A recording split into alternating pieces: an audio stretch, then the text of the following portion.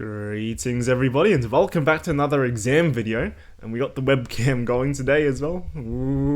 Anyways, what are we doing today? We're taking a look at the 2023 Methods Exam 2. I did the multiple choice section earlier today at uni and I couldn't really be stuffed doing the rest of the exam.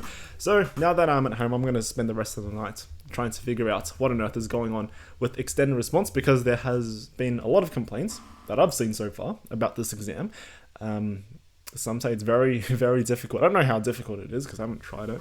I haven't looked through these questions yet. I've seen these graphs though. So the Ferris wheel, and then I think there was some inverse questions down here. Yeah, this one. So yeah, we'll see how we go. So I guess you'll see my live raw reaction to these questions and my thought process as well as I work through these. Maybe that's valuable. I don't know. So yeah, let's just jump straight into it. And yeah. So question 1, what do we have? We have a cubic, and so this is the cubic, and we want to find axial intercepts, stationary points, so that's just analyze program, and g of x, that's just x minus 2, that's surprisingly simple. Write down integrals, okay, and hence find the total area, okay, so that's not too bad. And then D, we have some interesting parameter question. Okay, so let's just jump into our CAS and define these functions. So what I'm going to do, let's also get rid of this webcam because it's really quite unnecessary. I'm going to define f of x to be equal to x times, it was x minus 2, I think. Was it x minus 2? Probably. And then what else did we have? We have x plus 1. So times x plus 1. And let's just plug this into the analyze program. So functions, analyze, f of x comma x. If you want to get the analyze program, link in the description. So we want to find coordinates of axial intercepts. So that's let's just scroll up to intercepts. So we have -1, 0. We had 0, 0 as well. And then I think the other one was 2, 0. Yeah. So 0, 0, and then 2, 0. And this 0, 0, 0, 0 doubles up as the y-intercepts as well. Find coordinates of stationary points of f. It's 2 marks, so you probably don't just want to copy down this program output. You want to provide a bit of working out. So let's do f prime of x equals, what is f prime of x? What is the derivative? It is 3x squared minus 2x minus 2. So we have 3x squared minus 2x minus 2. Set that equal to 0. What does that mean? It means x equals, and we just copy down these x solutions over here. So we have, that's 1 minus root 7. Right, 1 minus root 7, and then 1 plus root 7. So I'll just write it nice and compactly as 1 plus minus root 7 on 3. And I think it's safe to plug in the y values over here. So we have, yeah, let's do the plus solution first. So we have 1 plus root 7 over 3, comma, and this value down over here. So that's -2 on 27. And then times 7 root 7. Was it plus 10? Okay, so that's 1 intercept, not intercept, stationary points. And then the other one is the negative, so 1 minus root 7 divided by 3. And then comma, 2 on 27, so without the negative. And then we also have 7 root 7. This is just disgusting to write out. Choose a better polynomial next time, VCAA. Come on. And then minus 10. Okay. Those are stationary points. We also have this function over here. I'll just define it. So we define g of x equals x minus 2. Okay. Domains real numbers. I should probably check that as well. You should check it as well. Make sure you know what the domain is. So f is r to r, g is also r to r. So no domain restrictions, which is nice. So let's solve f of x equals g of x comma x, and we get 3 solutions. So find the values of x, which bloop, bloop, bloop. Okay, so we have negative, how do I want to write this? I'll write it as -1 minus root 5 over 2. And then, yeah, some golden ratio action happening here. Comma, -1 plus root 5 on 2. And then 2. So x equals this, or this. Okay, write down an expression using definite integrals that gives the area of the region bounded by f and g. So let's think about what on earth that would look like. I don't know how to scale this though, in particular the y-axis. So let's just graph it out on a calc just to make sure. So we'll put in f of x, And we will also put in g of x, and yeah, because g of x is x minus 2, right? Yeah, it's x minus 2. So what do we want to find? Write down an expression using definite integrals that gives the area of the regions bounded by f and g. So that's just this big region over here and this slightly smaller region. So what we need to do is we need to find the intercepts. We already know one of the intercepts is 2 because x minus 2 clearly passes through the x-axis at x equals 2. So we just need to find these other points over here, which we have actually. We found we can use part ci here. So these values. So what we can do, I'm going to define, actually, this is something nice you can do. You can grab this and you can just store it into some variable, let's call it a, and then you can just grab this value, so highlight it, enter, and then store it into b, just so we don't have to, type it out. And yeah, we can do integral from -1 minus root 5 all the way, divided by 2, all the way up to, now referring to the graphs page, that's the second intercept over here, which is -1 plus root 5 divided by 2 of top function minus bottom function, which is, f of x minus g of x dx. I don't think you have to write down, maybe you do have to write down the actual functions. I think this is fine though. And then plus the integral from that other point, so -1 plus 0 on 2, all the way up to 2 of top function minus bottom function, which in this case is g of x minus f of x integrated with respect to x. So that should be it there. And now, hence find the total areas of the bounded regions by f and g. You can do manual integrals, but if you have the programs, you can just go to because this is really the area bounded vertically between two functions. It's not horizontally. You can use the area to curves program. So that's integral calculus, area to curves, f of x, g of x, comma x, comma. Where are we starting? Where are we ending? We're starting at that point we called a there, and then we're going up to 2. So we can go from a to 2, and we get that as the area. So 25 root 5 over 8, and then minus 25 on 24. I'll just show it the manual way for the sake of, if you don't have the programs, this is how you can do it. So if you do integral from, you can go a to b, because we defined it, of, what was it, f minus g. So f of x minus g of x dx, plus we have shift plus integral, and then we go from b up to 2 of the other way around, to g of x minus f of x dx, and same answer. Okay, D, find possible values of a and b for which h of x, so we have this thing over here, where h of x is f of x plus k. F of x plus k, so what is f of x plus k? That's just this cubic, but we translate it up. Okay. Now, I noticed that we have a squared factor here, which means we want to translate one of those turning points on our function f to the x-axis. Okay. So, this finds possible values of a and b, so there's probably 2 ways you can do this. Two pairs of solutions. So, one, let's try to transport the first stationary point over here. Down. So that means, so what's the first turning point? It's this guy over here, right? So it's the one with the negatives.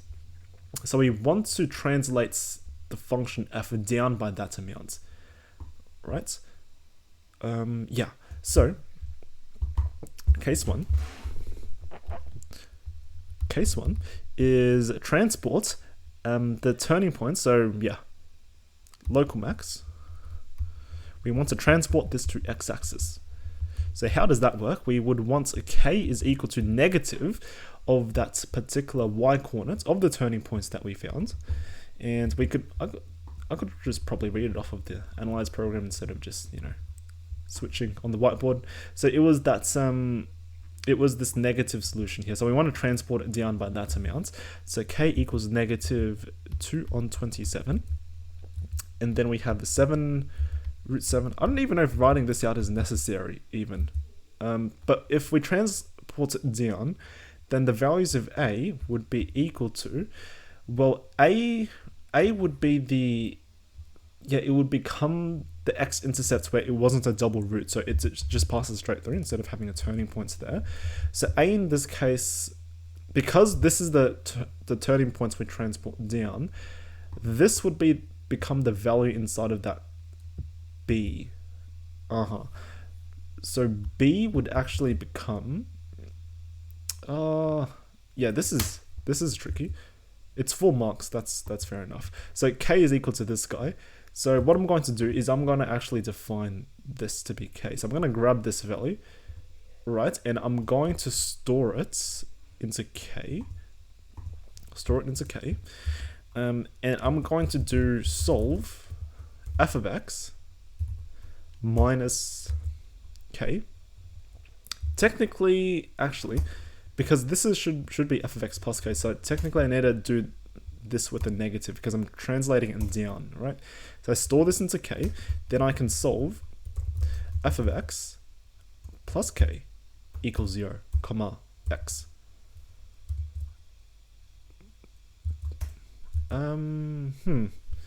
It's giving me decimal, but I know it probably shouldn't be decimals.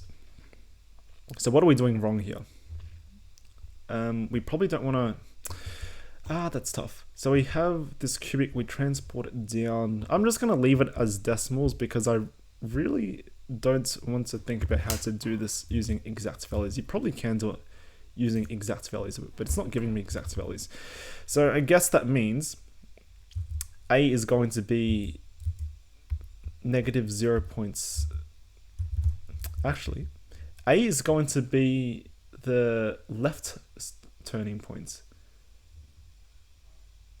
No, B is going to be the left turning point because that's the double root. So this B is going to be negative 0.54, 86, and then A is going to be 2.0972, right? And then you have the other case. I might come back to this later to think about how to get it using exact values instead of approximates. But K is going to be, in this other case, it's going to be, let's go back up to the analyze output. It's going to be, this value over here. So it's going to be the positive version, I think. So he wants a positive instead, 2 over 27, and then 7 root 7, not 2, 7 root 7 plus 10, right? Because we're going to translate it up by this amount. Is that right? This is the other turning point. It's a negative at the moment, and we want to transport it up. So we should add, the K should be positive in this case. So yeah, let's redefine K now. So I'm going to grab this value. Oops. I'm going to grab this value, and I'm going to store this into K. So store this into K, and I'm going to get rid of that negative because we want to translate it up, not down further. And then I'm going to run the solve again. And then we get this. So now, because we're transporting this negative turning point up, that becomes the stationary point. That means the B value now should be, what's the B value? It should be the 1.2. Right, so B is equal to 1.21525. We'll just round it up to 3. And then A is equal to negative 1.4305. Right. I'll think about how to get exact solutions later because I feel like you shouldn't. I don't know. I'll just leave it like that for now. So question 2. The following diagram represents an observation wheel. Center at P. Passengers are seated in pods, which are carried around as the wheel turns. The wheel moves anti-clockwise, so this way, constant speed, and completes 1 full revolution every 30 minutes. Okay, so we know the period is 30 minutes or half an hour. When a pod is at its lowest points, so at point A here, it is 15 meters above the ground. The wheel has a radius of 60. Okay, so it tells us the y-coordinate of this point P is 75. Consider the function, this thing over here. which models the heights above the ground of a pod originally situated at point A after time t. Show that b equals pi and 15, c equals 75. So, what is t? T is measured in minutes. So we know that's period equals, 30.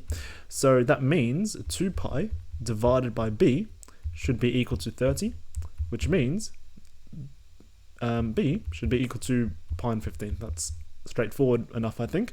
And to show c equals 75, we know, well, let's just plug in. So we know that h of 0 should be equal to 15, which means negative 60 cosine of 0 plus c is equal to 15. But what does that tell us? It tells us that's negative 60 plus c equals 15. So c equals 75. Okay, that's nice and straightforward. Part B, find the average height of a pod on the wheel as it travels from point A to point B. So average value, give your answers correct to 2 decimal places. So we want to find the average value over here. How can we do this? Well, I guess we're just going to integrate in this case. And or use the average value command. So what we can do, let's insert a new problem page. So insert a new problem. And then what I'll do is I'll define the function h. Define h of t equals negative 60 cosine of b, which we know is pi and 15. So pi and 15 times t. And then we have plus c, which is 75. Okay. So we have this. H of t. Okay. So what do we do now? We want to find average height. So we can if you have the programs, you can just go integral calculus, average value, and then we have h of t, comma, and then from point A, which is 0, up to point B. Now, full revolution is 30 minutes. So if you want to do a quarter revolution, that's just 30 on 4. And that number, whatever that is. So we can to write down the working out, you just do 1 over 30 over 4 minus 0, integral from 0 to 30 over 4 of h of t dt. That's the average value formula, and that's equal to 15, and then 5 pi, and then minus 8 over pi. Correct to 2 decimal places, so let's approximate, that's 36.80. 36.80. I'll just check this on the CAS, so shift plus for integral, 0 all the way up to 30 on 4, that's a quarter period thing, and then we do 1 over 30 on 4 of h of t dt. Yeah, same thing. So you can use the integral if you want to do it manually. Part C, find the average rate of change in meters per minute of the height of the pod on the wheel as it travels from point A to point B. So that's just not average value, the average rate of change. So differential calculus, average rate of change, h of t, 0, 30 on 4. 8. Okay. Question, next part.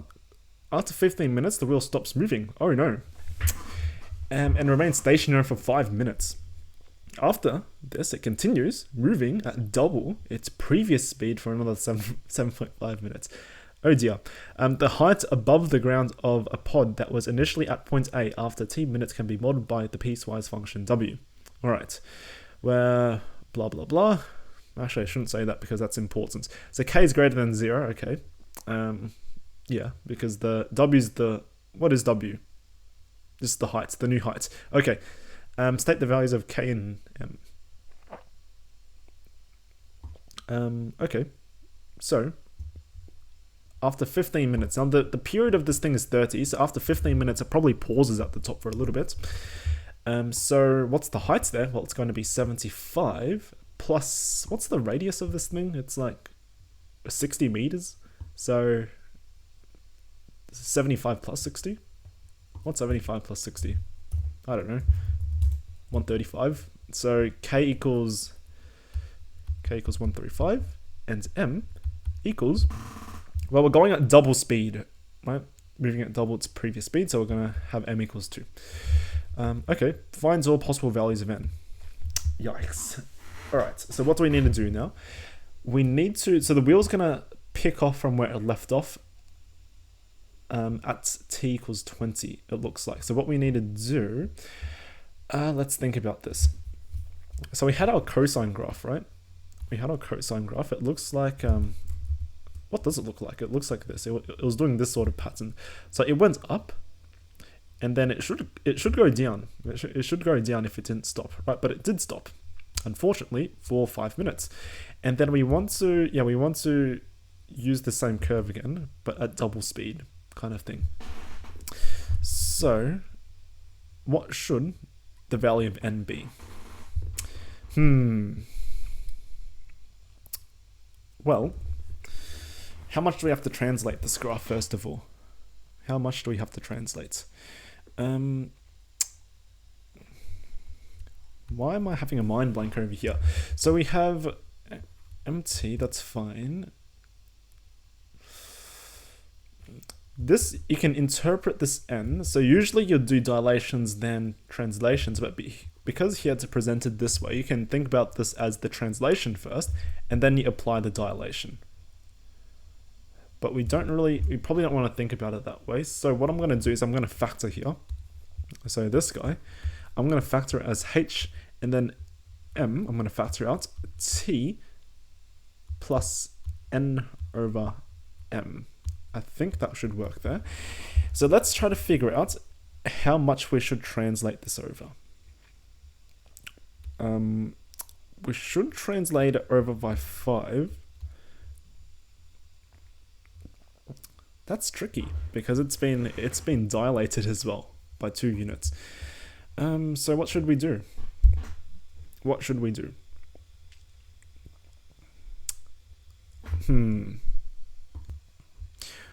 Well, I guess we know 1 point that the new graph must pass through.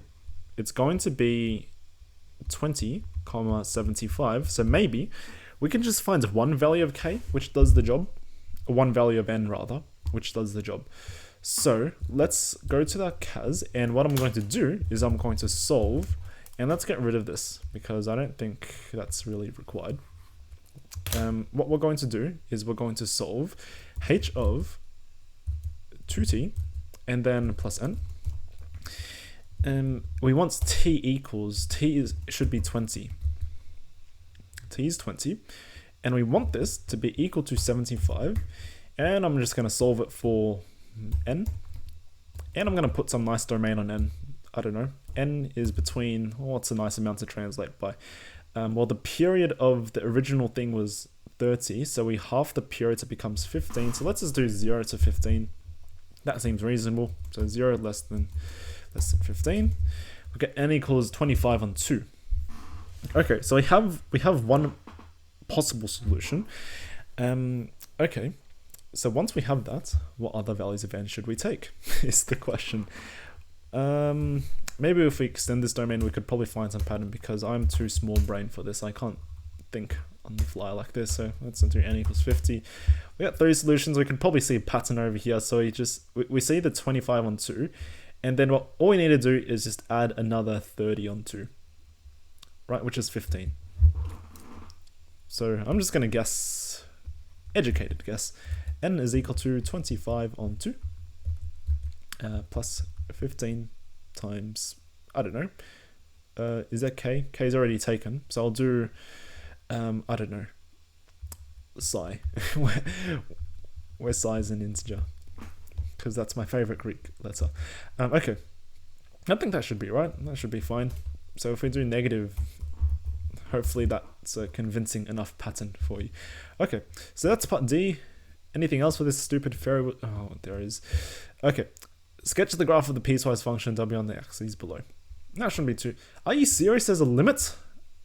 I've never seen a limit in a VCAA exam. That's a first. Or maybe there have been limits. I don't know. So sketch the graph of the piecewise function, showing coordinates of endpoints. Okay, that shouldn't be too bad. So we started at 15, right? Was it 15? I don't even know. This is a weird... What? It goes up by 10. So go 15.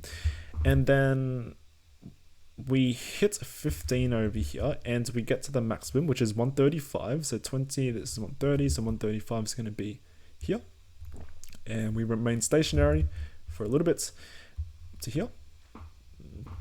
And yeah, where's the half period? It's 7.5, a quarter period rather. So this should be 75, which is around here. Right, so we're going to get a graph that looks like this, and then like this. Oops. And then it's going to remain stationary up there for a while, and then it's going to come down a double. So the new period, so this period over here, so the half period was 15. Now the new half period is going to be 7.5. So we're going to go to 25, 26, 27. We're going to go to 27.5. So here we should expect a local minimum down over here. And the quarter period in this case, what's 7.5 divided by 2? It's 3.25. So 23.25. So probably around here. That's where we should hit the mean position. So right over here. Yeah, let's do that. Hopefully that's right.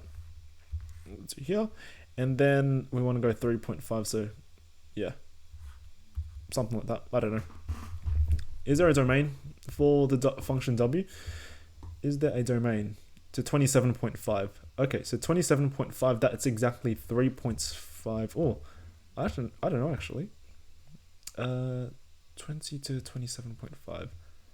Oh no, that's 20 to 27.5. That's 7.5 units, which is a half period, right? Wait, I'm confused. Oh no, it should stop at 27.5. Right, because we've completed the half period. So this is, yeah, this is 27.5 comma 15. This endpoint over here, this is 20 comma 135, and this was 15 comma 135. And then we had, yeah, this thing over here, which was 0.15. That should be fine. So 0.15. Okay. I didn't like that question for some reason. It wasn't too interesting. Question 3. Consider the function some exponential thing. State the value of the limits. That's 0. No, it's not. It's not 0. It's 5. Because we got a 5. Yeah, the derivative g prime can be expressed in some form. Okay, find the real number k. So what on earth is the derivative? So g prime of x, that is going to be equal to, we have just log 2 times 2 to the x. Right, log e. Yeah. K equals log e2, nothing too special. Part C. Let a be a real number. Find in terms of a the equation to the tangent g at a comma ga. Okay, let's define the function. So I'm going to open up a new problem page. So doc for 1. Define g of x equals 2 to the x minus 5. No, it's not. It's 2 to the x plus 5. 2 to the x plus 5. Okay. Find in terms of a the equation at a comma g of a. So what we're going to do is just use the inbuilt tangent line. We don't need the programs because don't need anything fancy. So we have g of x, comma a. That's gross. Okay. I think we just have to write this down in this case. Like, what else are you supposed to do? So y equals 2 to the a log e2 times x minus, let's separate this to make it clear, minus a log e2 minus 1, and then we have 2 to the a, and then a plus 5. Right. Extra brackets. Okay, hence or otherwise, find the equation of the tangent to g that passes through the origin, correct to 3 decimal places. So we basically want to plug 0 into this equation and expect 0. So I'm going to solve 0 equals this equation such that x equals 0. And of course, we're solving with respect to a. 2.61, blah, blah, blah. So I'm going to call, yeah, I don't want to write that down again, but I probably should. So we're basically just going to be solving. We plugged 0 into x over here, so this disappears. So we are basically solving negative a log e2 minus 1, and this whole thing times 2 to the a plus 5 equals 0. Therefore, a is equal to 2.61, how many decimal places? It's 3 decimal places, so 2.618. Okay. part D. What's part D? Part D. Let h of x be equal to this thing. 2 to the x minus x squared. Okay, so define h of x to be equal to 2 to the x minus x squared. Find the coordinates of the point of inflection for h correct to do decimal places. So let's just analyze, because that tells you the inflection points. So analyze h of x, comma x, anything special? No, it's just h of x. Yeah, h of x. So inflection points, did it give us an inflection points? It did, but it's gross. So we wanted 2 decimal places. So I'm gonna control enter this. And inflection points, so there we go. Coordinates, find the coordinates of the point of inflection for h. It only gave us 1. Oh dear. So maybe we should take a look at the graph of this thing, just to make sure there's... Is this really h of x? So there's... Oh yes, there is only 1 point of inflection, because yeah, it's a cubic kind of shape. So that was right. The program was right. So it's going to be coordinates point of inflection. So it's going to be 2.05. 2 decimal places, so 2.06 actually. 2.06 comma negative 0.07, and that's it. Find the largest value of x for which h is strictly decreasing. So where is it strictly decreasing? It's yeah, right at this minimum over here. Yeah, so find the largest interval of x, or interval of x, okay, where h is strictly decreasing. So it's just going to be between these two stationary points over here with endpoints inclusive. So we're just going to, yeah, it's just 1 mark. So we're just going to pick off these 2 values. So it's going to be 0.48 and 5 to do decimal places. So 49 actually. And then comma 3.21. Yeah, that should be it. 2 decimal places. All right.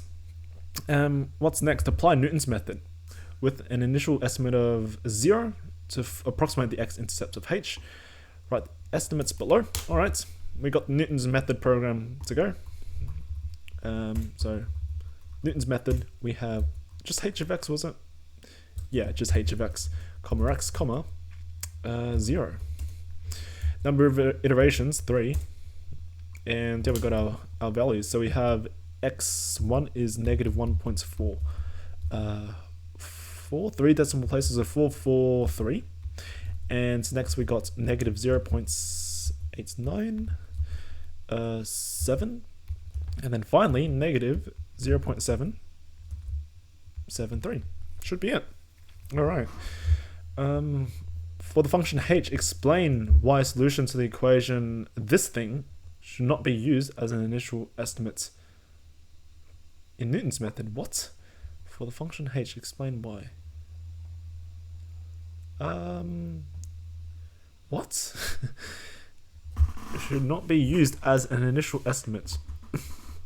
What is the solution to that thing? Let's try it. So let's solve ln2 times 2 to the x, and then we have a minus 2x. That says the derivative equals 0.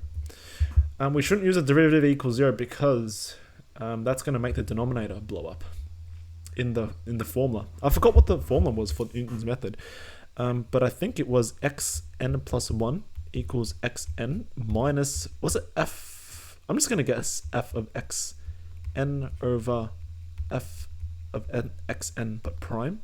I think that's the formula. I don't know what the formula is though. I really should know. But yeah, this is basically solving f prime of x equals 0. So it should not be used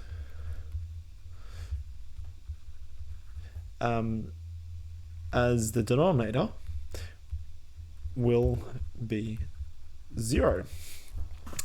Basically, I don't know if there's a better way to write this. Basically, because this is the derivative and you're solving it to 0, you're finding when the tangent line is basically just a horizontal line, and that's no good because once your estimate of the x-intercept becomes where you have a horizontal line as the tangent line, well, where do you even intersect the x-axis to get to your next solution? Yeah, I'll just leave it like that. There is a positive real number n for which the function nx minus x to the n has a local minimum on the x-axis. Find this value of n. Slider time. So let's tab. We'll do n to the x. So n to the x and then minus x to the n. That's x squared, not x to the n. Create slider. What do we want to do? Positive real number n. So this is a positive real number n. It's 1 straight line. And let's see. N equals 2, 3, 4. What do we want? Has a local minimum on the x-axis. So it looks like if you keep positive real number n, could there be multiple?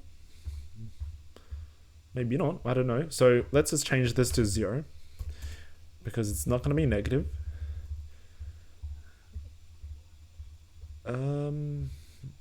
It's probably like 2.5 roughly there.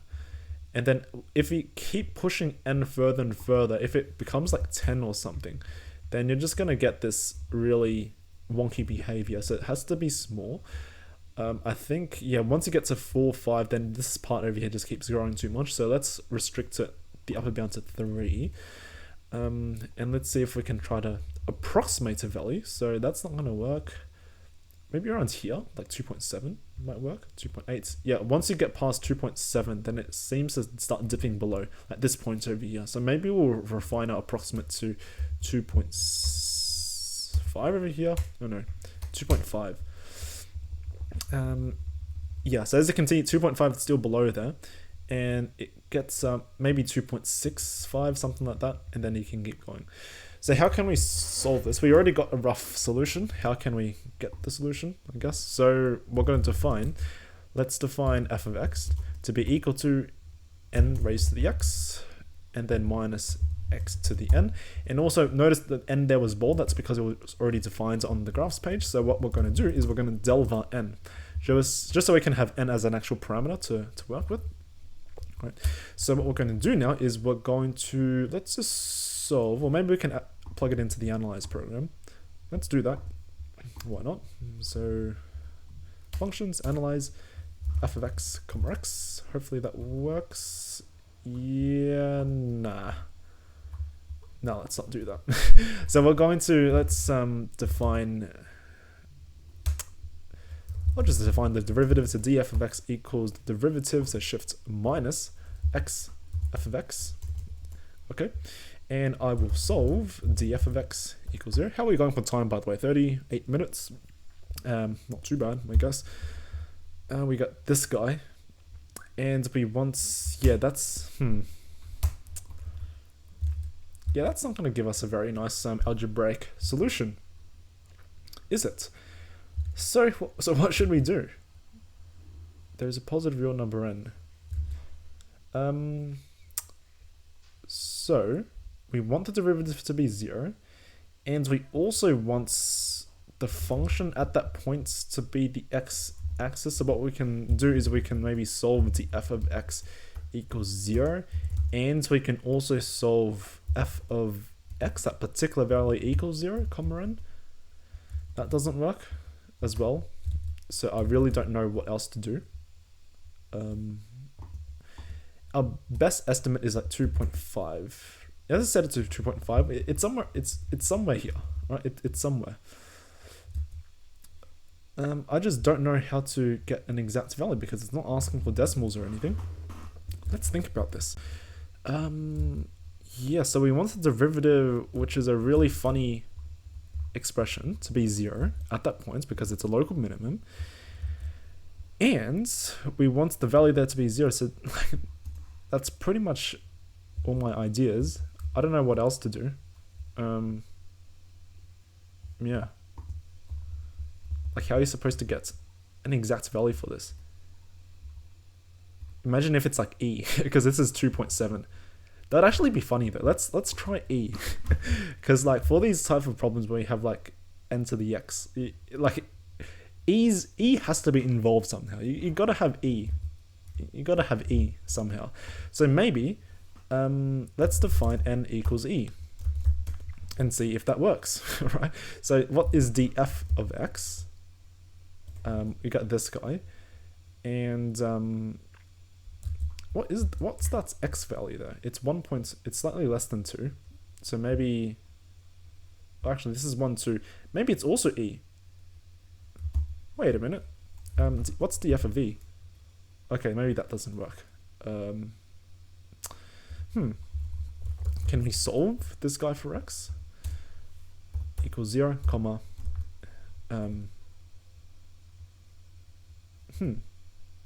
Comma x. X equals 1, which is the local maximum, or x equals whatever that number is. That's basically e. That's literally e, right? That's literally e. So what's the f of e? Oh, it's because I was typing in the variable e, so df of at e. There we go. Yeah, it's 0. It's e.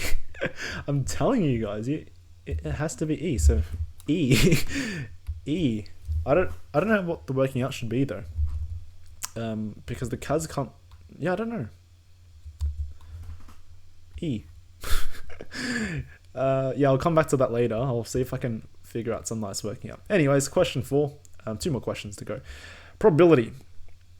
Manufacturer produces tennis balls. Diameter of these balls normally distributed. Blah blah blah. Find PRD. Okay, it's nice and simple. Normal distribution kind of stuff over here. So new problem. Oops. What am I doing? New problem. No, not new graphs. New problem. Okay. What do we want to do? We want to do normal. So menu 5 5 2. We want to do PRD greater than 6.8. So 6.8 to infinity. A mean is 6.7. And standard deviation is 0.1. Let's get our units right as well. So this is all in centimeters. Let's note that it's all in centimeters. Infinity. They should really make it a feature where if you leave it blank, it's just infinity by default. So 0.15. 0.15. 8. 7. How many decimal places? 4 decimal places. Okay. Find the minimum diameter of a tennis ball that is larger than 90% of all tennis balls produced. Let me read that again. Find the minimum diameter of a tennis ball that is larger than 90. Okay. So what that means is we have normal distribution. It should be larger than 90% of all tennis balls. So it's probably going to be up over here somewhere. So here's the 90%. And the minimum value for which this occurs is right over here. So this is just inverse normal. Menu, probability, distributions, and then inverse normal. Area is on the left, so we can just put 0.9 here. And mean is 6.7. Standard deviation 0.1. And we get 6.82. 2 decimal places. 6.83. Centimeters. Let's not forget our units. There's also, if you have the programs, you can probably also use the probability programs as well. But like, yeah, we don't need anything fancy here. Tennis balls are packed in solid cylindrical containers. A tennis ball can fit through the opening of the top of a container if it's smaller than 6.9. Okay. Find the probability that a randomly selected tennis ball can fit through the opening at the top. Are you serious? That's just another normal thing, I think. Let me read that again. So, wait, what's the purpose of part A then? A's why are they asking this? So, mean of 6.7. Okay, this is just finding probability D is greater than 6.8. Now we want to find the probability that D is smaller than 6.95. That's interesting. So what's PRD is less than 6.95? That is, so normal CDF, we're just going to change these values. So smaller than 6.95. So we want negative infinity to 6.95. 0.99. 4 decimal places, so 3 eighths. Okay. Let me just read this again, just to make sure, because this seems simple. I don't know if I'm missing something. So minimum diameter of tennis ball 90%. Yes, that's what we did. Tennis balls are packed. Yeah. Okay. 6.9, smaller than 6.95. All right. Yeah, that should be right. In a sample of 4 tennis balls, find the probability that at least 3 balls can fit through the opening of the top of this container. So we want this as the success probability, and we want, so let's just write it down. So we're going to let new random variable x be binomial 4 and 0.9938, and we're trying to find the probability that's at least 3 balls. So we're trying to find the probability x is greater than or equal to 3. So let's use binomial. And we might as well define this probability over here to be p, right? That's our success probability. So I'm going to store that value into p, and let's go to binomial. Let's go to binomial CDF. We'll do 4 comma p, so we don't have to type it in, just efficiency things, and then 3 and 4. 0.9997. 0.9998. Okay. Part E. A tennis ball is classed as a grade A if its diameter is between these two values. Otherwise, it's classified as grade B. Given that a tennis ball can fit through the opening at the top of the container, find the probability that's grade A. All right. So conditional probability. So PR grade A. The condition for grade A is negative, sorry, not negative, 6.54 less than D less than 6.86, given that D is, given that a tennis ball can fit through. So it's D is less than, what was the value? 6.95 or something. Was it 95? 6.95. All right, let's carry out this computation. Shouldn't be too bad to do. So this is probability of, so 6.95, let's find the intersection. So this is pretty much, 6.54 less than D less than 6.86. That's the intersection there, because it's all less than 6.95, and we divide this whole thing by PR. D is less than 6.95, close brackets, and let's calculate. So what should we do? Let's go back up to over here, because we already have all the normal CDF stuff. So we want, 6.54. Is it 6.54? It is 6.54. 6.86. 6.86.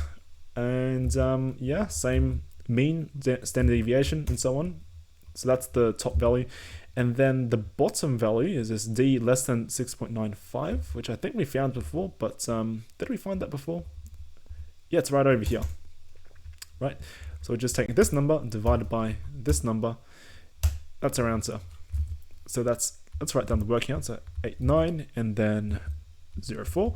You can just keep it rounded in your working answer, I guess, but do this kind of thing in your calculator so you get the most precision. So 0.99, and then we have 37. Why did we go back over here? 0.9937. And this is equal to 8958960. 0.8960. How many decimal places? 4 decimal places. Okay. The manufacturer would like to improve process to ensure 99% of all balls are produced as grade A. Assuming mean diameter remains the same, find the required standard deviation of the diameter. Okay. Let's think. The manufacturer would like to improve processes to ensure that more than 99% of all tennis balls produced are classed as grade A.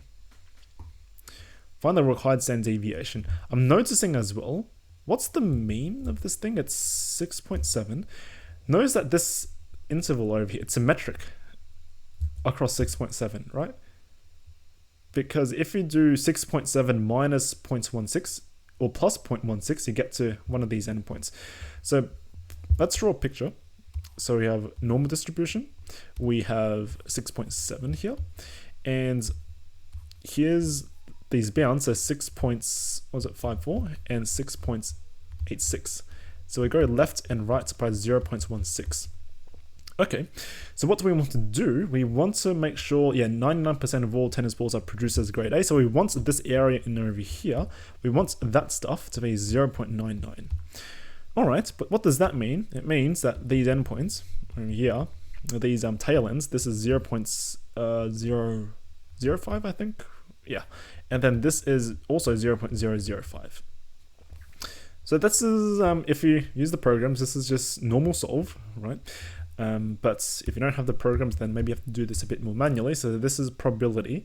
We want the probability that D is greater, well, let's do less than 6.54 to be equal to 0.005. Yeah, this is nice because we're only changing the standard deviation, so it's going to remain symmetric about this interval.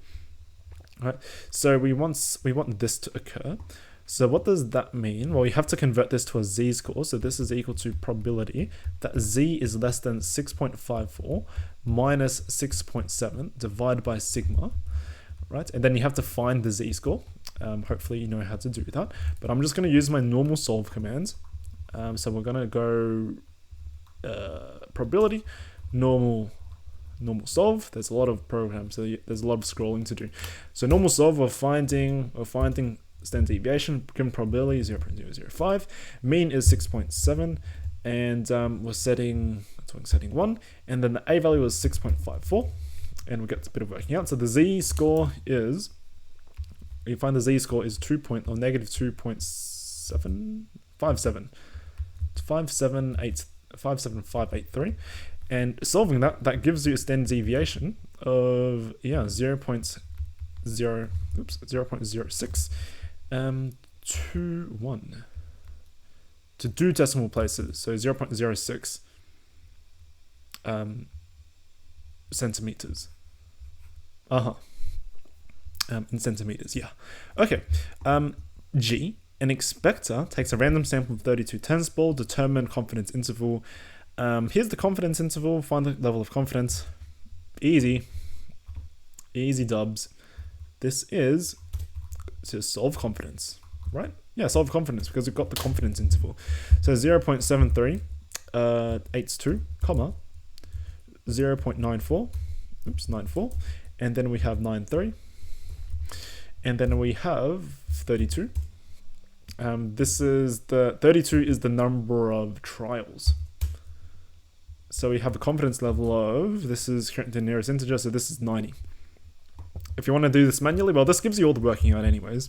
So you use the margin of error formula, which you can, so you should find the p-hats first. So what's p-hats in this case? Well, it gives you all the working out here. So p-hats is 0.84, 375. So that means margin of error is 0.10555, right? 10555, okay.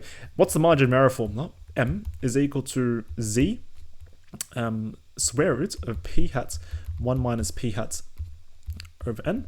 And basically you just plug all the values in. So you also got n equals 32.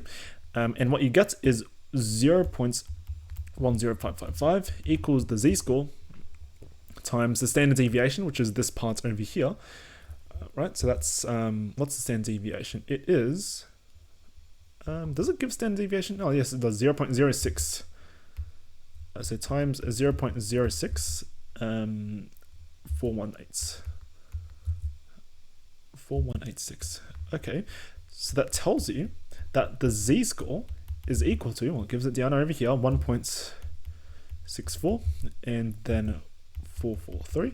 And then finally, to get your level of confidence, so level over here, that's just the probability that, negative z is less than z less than z.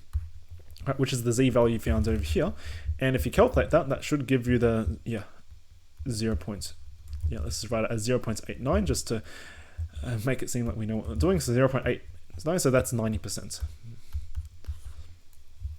Right, perfect.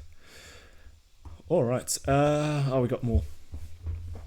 Continuous distributions. So coach uses both grade A, grade B balls. The serving speed of grade A is a continuous random variable with this PDF. Let's define it. So we're going to define f of v equals. We're just going to define the non-zero part. So 1 over 6 pi. We have the sine function of square roots. Sine of square roots, interesting. And then we have v minus 30 divided by 3. Right? We have a domain as well, which we'll keep this in mind. Find the probability that a serving speed of grade A ball exceeds 50 meters per second. Nice and simple integral. So this is just integral from 50 all the way up to 3 pi squared plus 30. 3 pi squared plus 30 of f of v dv, 0.13. Oops. Part I, what are we doing? So 0.13, what was it? 4 decimal places, so yeah, 4, 5. Find the exact mean serving speed for grade A balls. Continuous info. So we'll go to probability and then continuous info. We'll do f of v, comma v, comma, lower bounds is 30, upper bound is 3 pi squared. Oops. So 3 pi squared, and then plus 30. Yeah. Exact mean speed is 3 pi squared plus 4. Alright. The serving speed of grade B balls is given by continuous random variable W with the following PDF G of W. A transformation. This is reminding me, was it 2021? I think it was 2021 where you had this similar sort of question. Or maybe it was 2022, I forgot. I think one of those exams for the probability part, it was the median instead of the mean.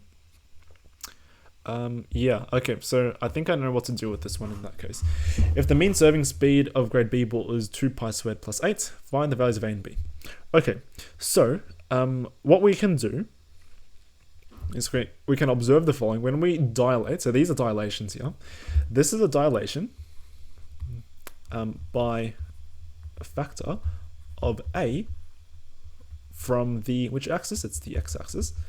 And this is a dilation by factor of B from the y-axis. So yeah, by B from y-axis.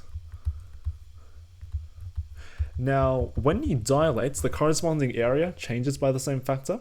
And because this is a PDF, we know that the area always has to be equal to 1.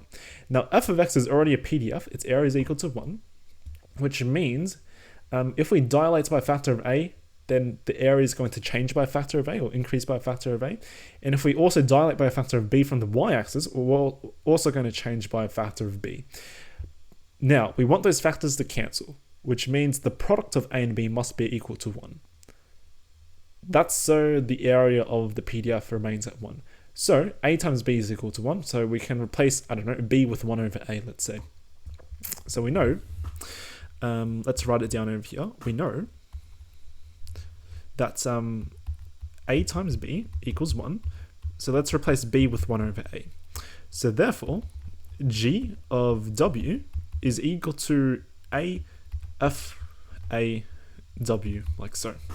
Okay, now we can just type this into a CASA thing, find the mean, and then it just equates the mean to, yeah, this number, get the value of A, reciprocates, and that's B. That's the plan. Solve. Actually, we need to find the mean first. I'm going to do this once again.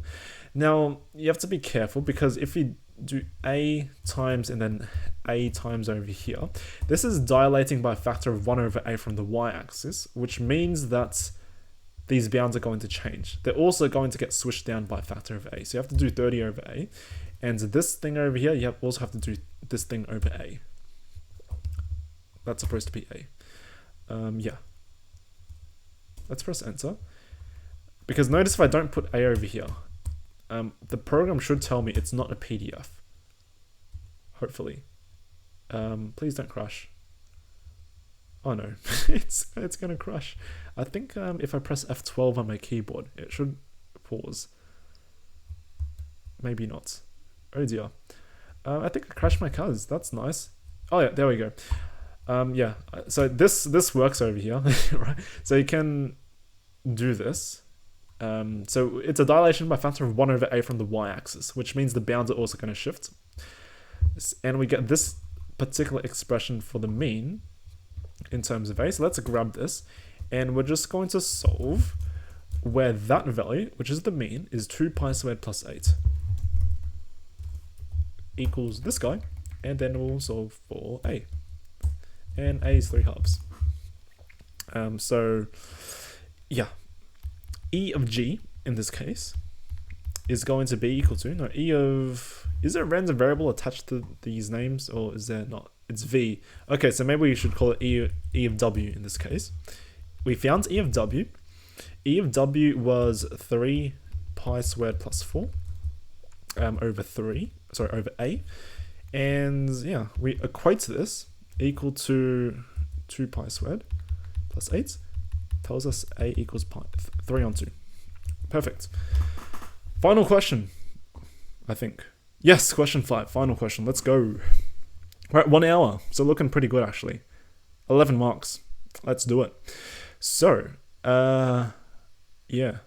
that's interesting. E to the x plus e to the negative x. That's the cosh function, or 2 times the cosh function, if you know some higher level maths.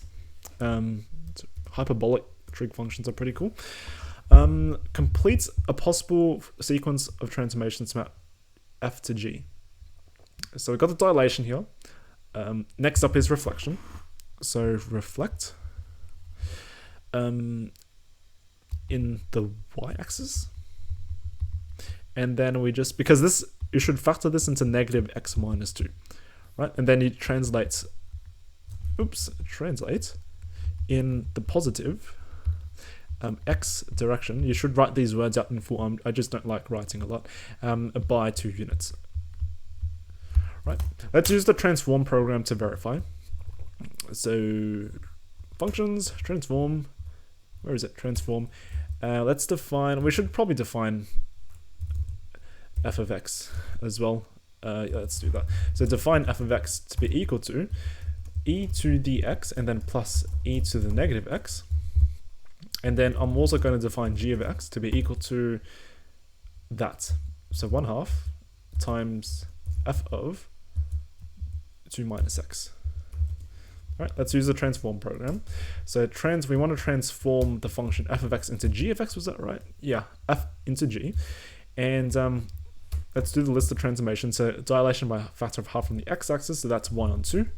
Comma, reflect on the y-axis, so that's negative x. And then translate positive, so this is x plus 2. There was a way to get this into exponential format, but I think if you take a look at g of x, that's no good. Let's try g of x minus this guy. Does that give you 0? It does give you 0, so they're the same function. Yeah, this is why I think it's a bit funny for VCAA to do these sorts of expression in the exam, because the CAS is just going to show up with like hyperbolic trig functions, and people are just going to get confused, which is not really nice. Anyways, 2 functions g1 and g2 are created, both with the same rule as g, but with distinct domains, such that g1 is strictly increasing, and g2 is strictly decreasing. Give the domain and range for the inverse of g1. Okay. Well, I know what a cosh function looks like. It's just a parabola kind of thing. So I kind of know what they're talking about. So the function f is cosh, or 2 times cosh. So 2 functions both the same rule, distinct domain. g1 is strictly increasing. So g1 would be over here. So this would be g1, and g2 is strictly decreasing. So g2. Give the domain and range for the inverse of g1. So, let's see. Let's do inverse. So we're going to solve g.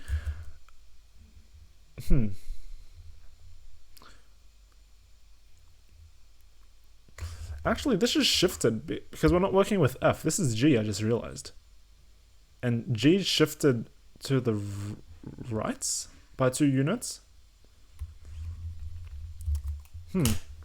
So let's try to do this. Solve g of y equals x comma y. And we don't get anything useful. I know it's going to be a log of something with a square root. Because I've seen these functions before. Let's see. What is g?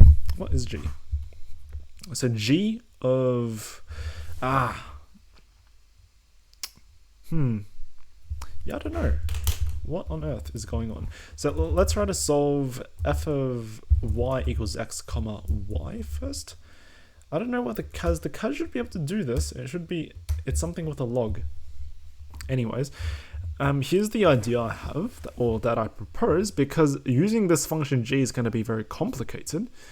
To find the inverse, what we can do is find the inverse for f, and then just apply the opposite transformations, like reflecting y and x in a way, to the function f, and that should give us g inverse. Okay, let's try that, because I know how to find the inverse of f. I just realized we're not even finding the function. We're finding the domain and range of the inverse of g1. Silly me. So yeah, I made this more complicated than it needed to be. So what's the domain of the, yeah. So f is going to look like this. So that's f. And then to get to g, what did we do? We dilate by a factor of half from the x-axis, and it's going to become flatter. Reflect on the y-axis so it looks the same. And then translate positive 2 units. It's going to be something like that. Right? So g1, as we said, it's going to be this part over here. So the domain, I'll write it as dg, inverse 1, is going to be equal to the range of g1. What's the range of g1? It's 0 to infinity. The range of g up -1, down 1, is equal to the domain of g1. What's the domain of g1? It's 2 to infinity. Hopefully that's right. It would be embarrassing if I got that wrong. 2 more pages and we're done. Shown below, graph of g1, g2. Okay, why is it translated up? Did I do something wrong? Oh my gosh, I just realized the cosh function doesn't even pass through the origin. It passes through 0, 1. It's like this. So if you dilate, it becomes, you should really graph this on the graphs page.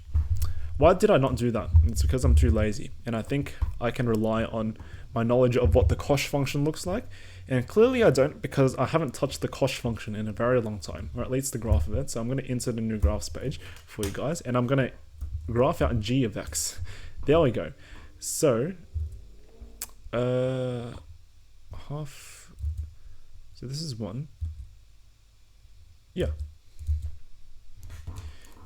it passes through 0, 2. So this would be 0, 1. It's going to be a bit flatter. And then we reflect, so it stays the same, and we translate to right. So it's become 2, 1, and then something like that. Right. Okay, so let's see. That means, let's rewrite this again. dg inverse 1 is equal to the range of g1, and that's going to be, what's the range of g1? It's 1 to infinity. And the range of g inverse 1 is the domain of g1. What's the domain of g1? It's 2 to infinity. Hopefully that's right.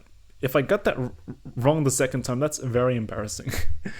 That means I should probably end my career as a mathematician. I don't know. So we have the graphs here. That's nice. Okay. The intersection points between the graphs of y equals x, g, and the inverse of g1 and g2 are labeled p. Okay. So we need the 2 inverses because, of course, you have 2 different branches here. Find the coordinates of p and q correct to 2 decimal places. Okay. So we can just try solve g of x equals x, comma x. Correct the 2 decimal places. So yeah, there's our 2 points there, 1 point something and 4.08. So we have, yeah, it's 1 mark, so we can just write it down. 1.27. This is 2 decimal places, so 1.27, comma 1.27. And then we have 4.08, comma 4.08.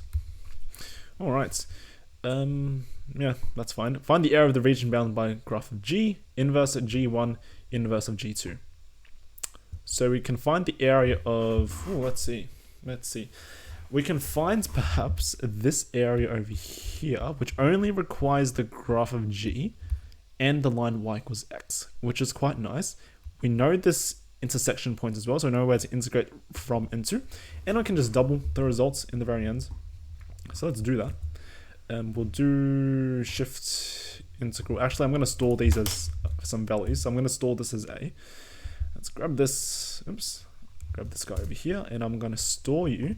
I'm going to store you into A, and I'm going to grab you over here, and I'm going to store you, kind sir, into B, and I got rid of you. Store you into B.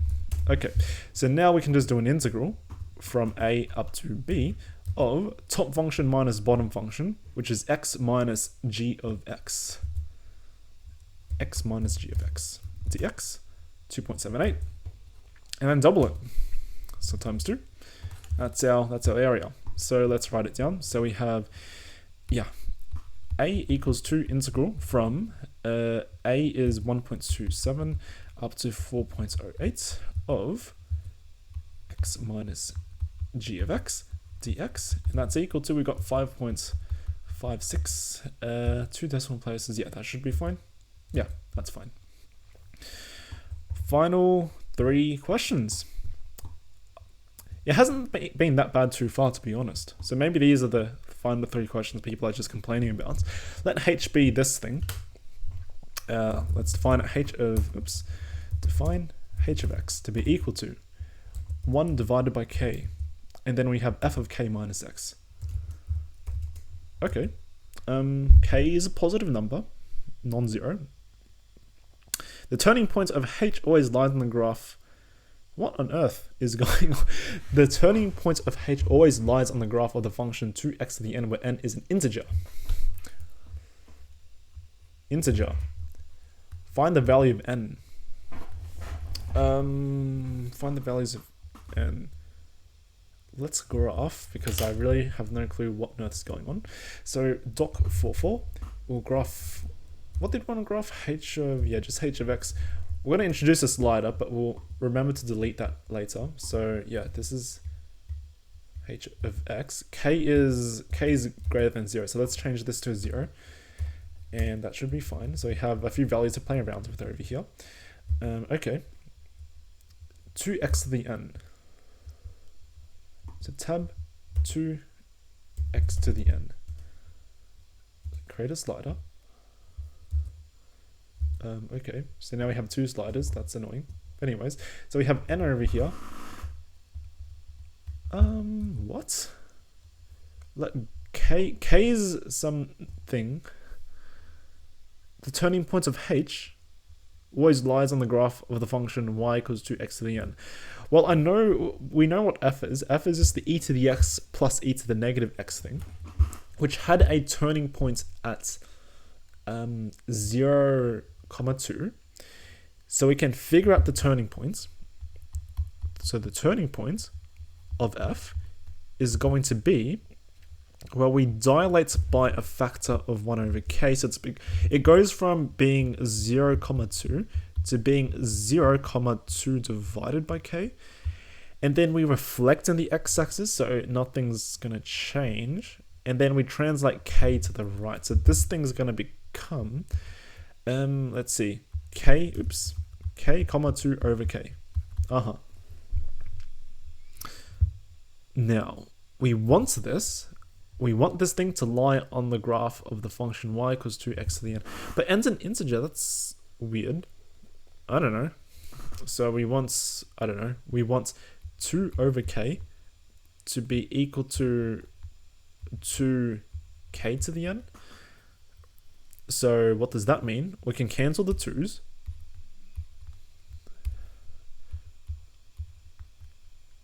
And we're left with a 1 is equal to k to the n plus 1. And applying logarithm on both sides, we get logarithm of k of 1, which is 0, is equal to n plus 1. So n is negative 1. Does that work? N is negative 1. Ah, there we go. Oh, that's nice. That's pretty cool. Actually, I didn't really need this extra step over here. I could have just looked at this and said, well, the exponent needs to be 0, right? Because we're equating this equal to 1. It's like n is negative 1. That's pretty cool. I think it's cool, but a lot of people probably don't think so. Okay, h1 is this thing. So it's a restricted function. So this is, it's basically just the right-hand side. So if you imagine that parabola kind of thing, and you shifted it to the right, so now this turning point here is at k, 2 over k. That means we're only keeping the right-hand side. That's h1 there. And the rule for the inverse h1 is that thing. Yeah, that's what I was talking about earlier when I was trying to solve for the inverse, which I didn't need to do. That's the logarithm with the square root, the inverse of the hyperbolic cosine. What's the smallest value of k such that h will intersect with the graph with the inverse of h1? What? So we have, let's think. Let us think for a little bit. So we have our k. So this is the, let's get rid of that. You know, might as well just insert a new graphs page. It's easier to demonstrate this on a graphs page, I think. So I got I want the slider though. So I'll del var k. I'll go back here. I'll go tab, and then I'll do h again. But it's not going to show up because k is defined. Let's get rid of this. Let's get rid of this as well. I don't need that. Oh dear, there's so much going. Did I even start a new problem for this question? I don't even know. Who cares? So I'll define h of x again, and I'll put h of x in over here. I'm going to create a slider for k like we wanted, and we can move. The k is 0 to infinity, so we can move it around. Okay, here's the thing. What's the smallest value of k? So we want k to be small, such that h will intersect with the inverse of h1. So what's the inverse of h1? So h1, as I said before, it's the positive part over here. The inverse of h1 therefore will be the thing, so it's going to look like this, is what I'm thinking about. So this is h1. Such that the smallest value of k is such that h will intersect with the inverse of h1. Okay. Because if we make k too small, and it's going to move too far to the right or to the left, and it's not going to it's not going to intersect the inverse anymore. If you make it bigger, obviously it will intersect because it's going to intersect with the line y equals x. So what we can do, just to give you guys a visual, what I'm going to do is I'm going to do, what do I want to do? Relation. And I'm going to type in x equals h of y. And that gives you the inverse over there. So you can see if I make k smaller, it's going to not intersect. So I want to find the minimum value of k such that it still intersects, right? So it's going to be between like 1 and 1.5. Maybe we'll just do like a little approximation kind of thing. Just so we can see if the value we get in the very end is, reasonable. It's going to be like 1.25, 1.3 kind of thing. All right. So how do you do these sorts of problems? Well, you have the line y equals x, which I'll put in right now. So y equals x. So how do you find the value of k which does the job? Well, you want, on that particular line there, you want the graph to only touch the line y equals x, which means it must intersect y equals x, and also the gradient there must be equal to 1. So what I'll do is I'm going to define dh of x to be equal to the derivative. So I'm going to do shift minus x and then h of x. That's the thing.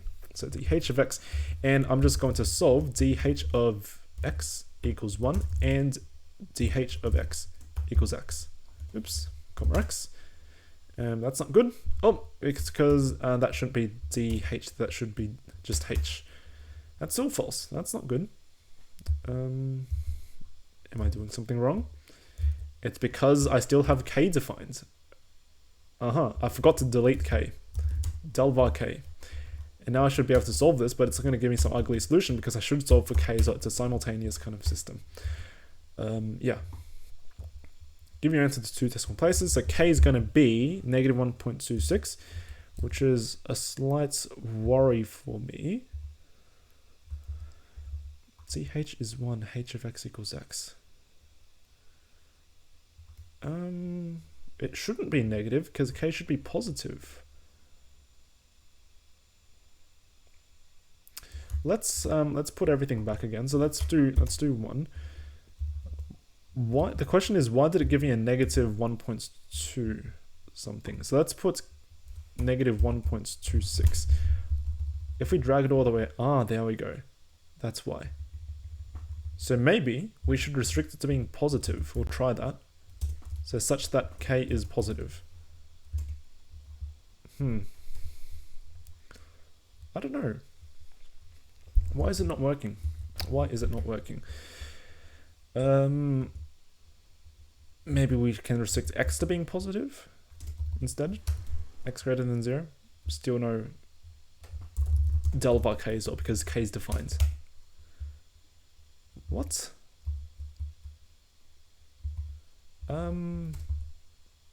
dh equals, yeah. Because in this sort of situation you can't really solve h of x equals x, can you?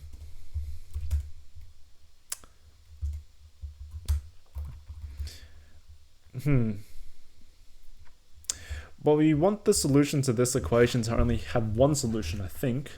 So what can you do? What can you do? I think there was a technique which someone in my Discord server mentioned. I think, you know, if you're watching this, you know who you are. So thanks for mentioning this. You take a look at this and you graph this, I think.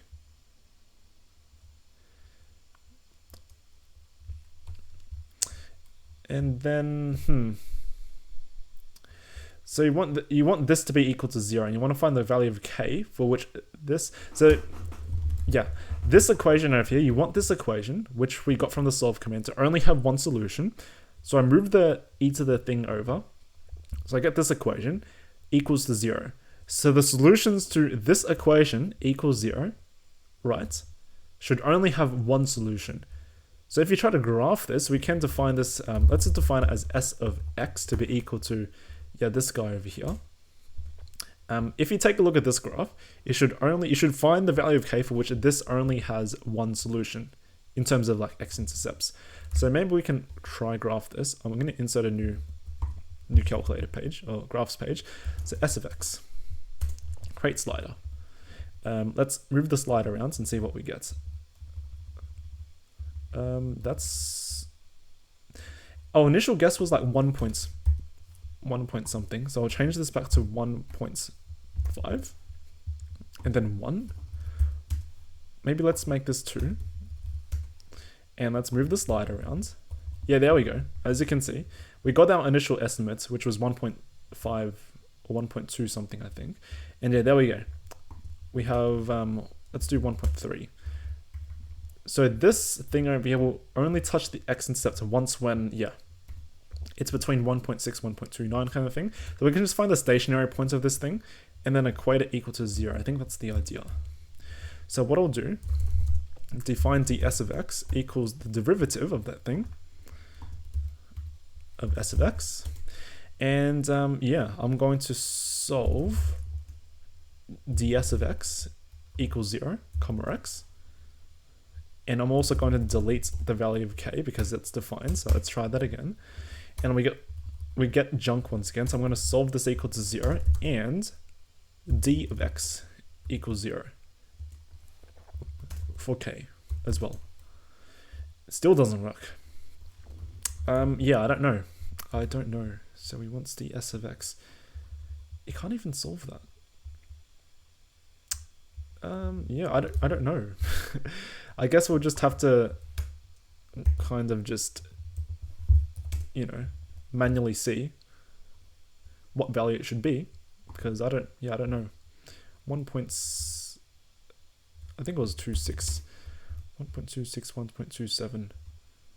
It's going to be 1.26 something. Let's refine this, 1.27. And let's zoom in. So we only care about -1 all the way up to 3. Let's zoom in, and then, oops, not 1, let's just do 1. Where's my slider? Where did it go?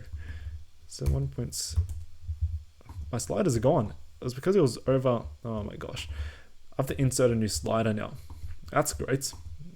Let's get rid of this slider. And now it doesn't want to disappear.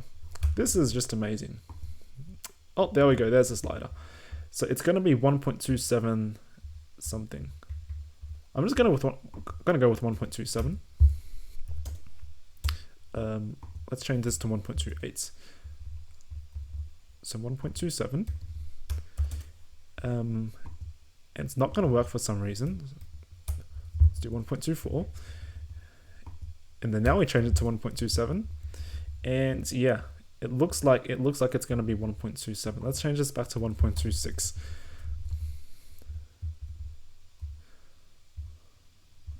It looks like it's going to be 1.27. That's our solution. 2 decimal places. Not too bad. Is it possible for the graphs of h and the inverse of h1 to intersect twice? It is possible for the graphs of h and the inverse of h1 to intersect twice. This occurs when k equals 5. I'm so tired right now. I'm so tired. Hopefully this one's not too bad. Find the area of the region bounded by the graphs of h inverse when k equals 5. Didn't we already literally just kind of do this? Let's insert a new graphs page. We'll do h of x. We'll also delete k. Let's try that again. So I'm going to insert h, and yeah, the graphs page in the CAS isn't too nice sometimes. Let's get rid of this as well. Actually, we could probably reuse this. Let's change this to a 5. Yeah, there we go. Intersects twice. So find the area of the region bounded by the graphs of h, the inverse of h1. So here's h and h1. h1's this part up above over here, not the part below. The part below is the inverse of h2. When k equals 5. Here's k equals 5. Give your answers correct to do decimal places. So we want, we want to find these 2 intersection points. How can we do that? Let's think. We can find this point up over here just by doing, let's see. Yeah, we can just solve h of x equals x when k equals 5, I think. So k equals 5 now. We can solve h of x equals x, comma x. So these are our two intersection points here. Let's get rid of this useless graphs page. So those are the 2 intersection points. We want to find that point over there.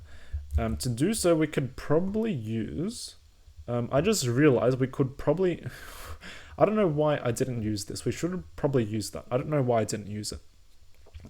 Yeah. Anyways, we can just use this. So I'll define h1 inverse of x is equal to natural log of k on 2, not k and s, k on 2 of x plus 1 on 2 square roots k squared x squared minus 4 and then plus k at the very end. Is that right? So ln, and then we have k on 2x and then a half square root k squared x squared minus 4 plus k. Perfect. So that's the inverse. So let's try to solve h1 inverse of x equals h of x, comma x. We got 2 values.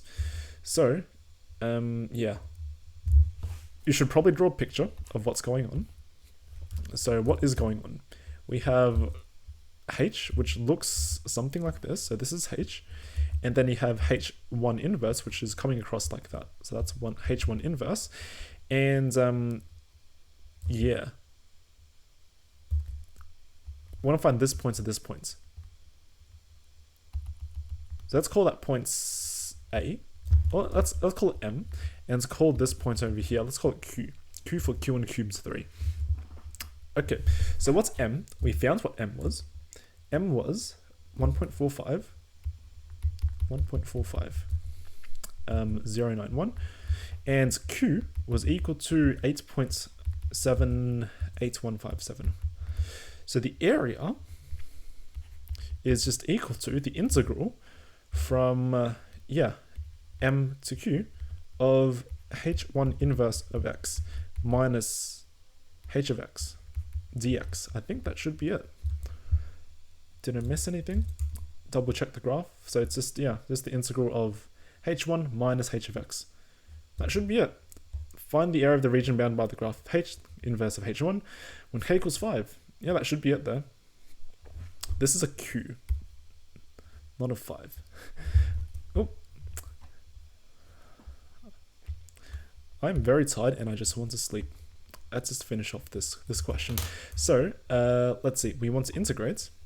I'm going to store this as, just do the same tricks as before. So I'm going to take this and I'm going to store it into m, and I'm going to take this, take this whole thing, and I'm going to store it into q, and let's just compute the integral from m up to q of h1 inverse of x minus h of x dx, and we get 43.91.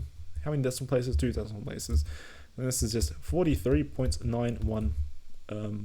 91. I'm so done with this exam. I don't know how long I spent on this final page. D was interesting from my end. E was, I should probably try E again. I just did I just waffled around too much with this. I really should have used this function. I don't know why I didn't think to use it. Let's just try that again, actually. I want to try if it's possible to use that. So if we do that, the first thing you'd want to do is solve h1 inverse of x equals h of x, right? Del var k. So solve this, and it doesn't give you anything useful. So you could try define dh1 inverse of x to be equal to the derivative with respect to x of h1 inverse of x. And then you can do the same solve thing I did before. So solve dh1 inverse of x equals 1. So you want the gradient to be 1. And you also want dh1 inverse of x equals x, comma x, comma k. And that's false. K is not defined. So I don't know if there's a nice way to do part E. I just use the slider because that's all I can really think of. Let's review this exam. So this was all fine over here. I think I almost cooked part B. This was fine over here, I think, if you just know what you're doing, if you know how to, rewrite A in terms of B, whatever. These were just straight computations. These were just straight computations as well, just plugging into formulas and whatnot, nothing too special. So hopefully I got those right as well. I'll check my answers. I'll upload this and I'll check my answers against some other people's working out, which I think there have been a few posts on the VC discussion space. Question H over here of question 3. I don't know if I would lose a mark over here because I only gave the answer, if this is even the correct answer. So I don't know how to do that. I'll take a look at people's solutions. This other stuff was fine over here, just computations, nothing too special. The Ferris wheel question was a bit of a dumb question. I don't know. It didn't seem that hard, to be honest. It would have been just annoying to do with some of those, because some of these you just can't solve on the CAS, like that part E, the one where I got E or something. You just can't solve on the CAS. And VCAA should really try these questions on the CAS, like all the CAS, just to make sure that they're not annoying students or anything, or maybe there are just sneaky ways to solve these questions on the CAS, which I tried and I kind of struggled with that, but multiple choice, I did that in the previous video, so I'm not going to look at that again. I made a few errors with that, I think. Question 1 was fine. I just don't know how to get exact values for this, and I can't be stuffed trying to get exact values for it because I'm tired and I want to sleep now. And yeah, I have exams to study for as well, so it's not worth my time. Yeah, I don't know. It's definitely easier than the 2020 exam. This is some cooked questions, that's all. So that's my thoughts on this exam. Nothing too special. It's just some silly questions, some stupid questions, interesting questions, however you want to think about it. But yeah, let's put the webcam on because it's funny. Yeah. So I disappeared. I literally just flicked myself off the screen, and now I don't even know where I am on OBS anymore. So yeah, I guess I'll say bye without my webcam because I wanted to say bye with my webcam, but now I don't know where I am. That's no good. Anyways, that's all for today's video. Hopefully you guys enjoyed. If you have questions, just put them in the comments below and I'll read through them, answer them, whatever. And yeah, that's all for today. Thanks for watching and I'll see you in the next one.